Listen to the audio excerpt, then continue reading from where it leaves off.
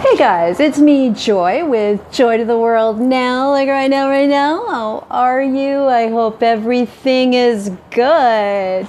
Thank you so much for being here. Hey guys, I just wanted to let you know that I've been thinking about you. I know that I've been putting out a lot of content on my posts because I haven't been able to shoot. I was fasting and praying and just, doing my little hermit mode thing, and I needed to rest. That roommate that I posted on, she did leave, and I just needed so much rest because the stench was just awful. Turns out that she was a huffer. I didn't even know what that was. Apparently, a huffer is someone that sniffs like spray paint from a can. And when she left, she had this huge bag full of like paint cans and stuff. And so yeah, they caught her, and yeah, so she's gone. And she stole my laptop, which was a gift from one of my mentors, which was a real drag, but there wasn't anything on it because I hadn't really used it. So God's gonna get me a better one. So anyways, I hope she has fun getting high off of that. Anyway, yeah. So I'm shooting right now, like by this apartment building, and I really hope that nobody gives me a hard time. There's security all around, but anyway, I have to really be careful. Let's talk about the hate mail really quick, shall we? Yeah.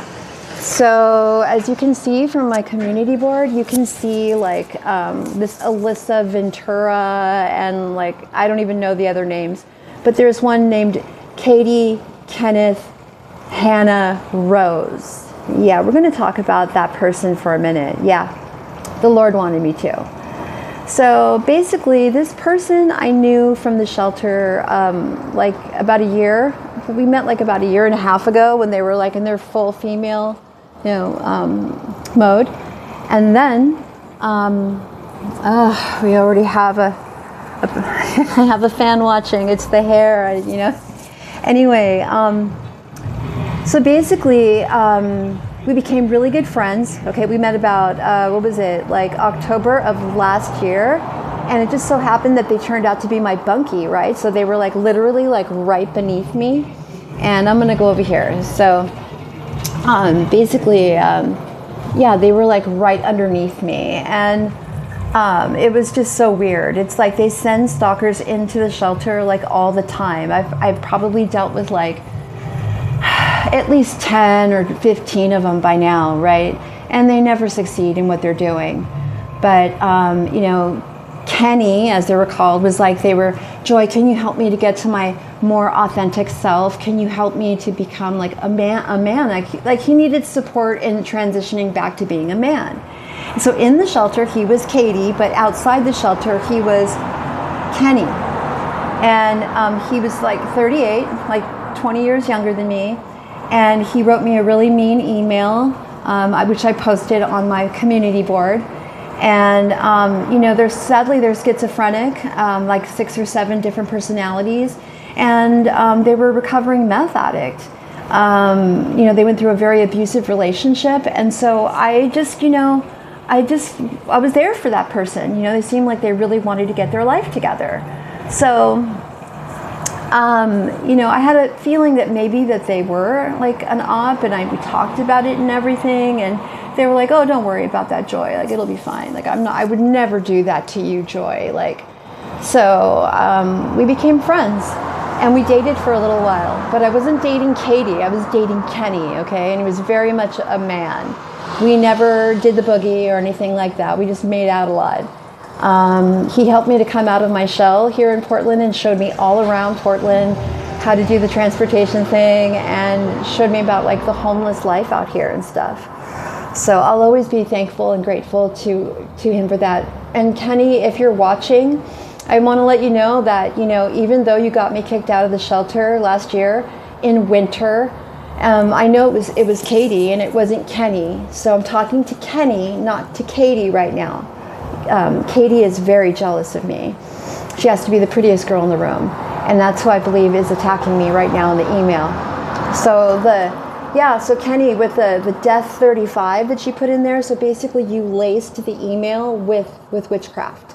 And you are a self-professed witch, like your mother was a witch, you practiced with her and everything. So yeah, that's evidence. And the FBI is watching my channel, and now they're going to be investigating you. I'm sure that you were already on your radar when we were friends last year, but now that you're coming out with this, it's not going to be good for you. So I highly and strongly recommend that you stop doing that. I don't know who you're working with, calling me grandiose and all of that, you know, it's really sad because I really cared about you and I really hoped that you were doing better. And I had heard from my friend Rebecca from Gresham that she met you and that she saw you sobbing over me. Yeah, you were sobbing because you felt so bad about what you did and how you got me kicked out and everything. So if you're coming for me now, like, I don't know who you're working with, but the whole operation is going down. You're all being watched. And now you're really being watched. And now you've got karma on your hands. I'm making friends with some very powerful people, and you don't want to be messing around with me because it's an automatic boomerang.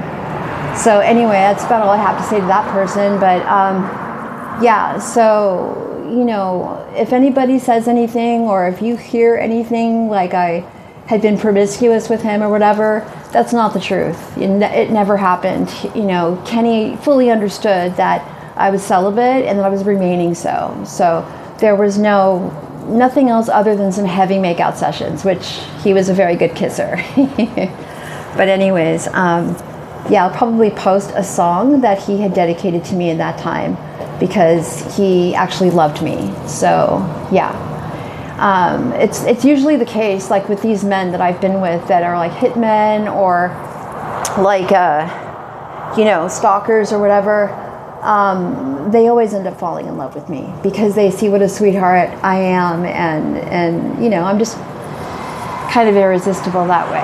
Anyway, anyway, that's about all I have for now. So until next time. Mwah.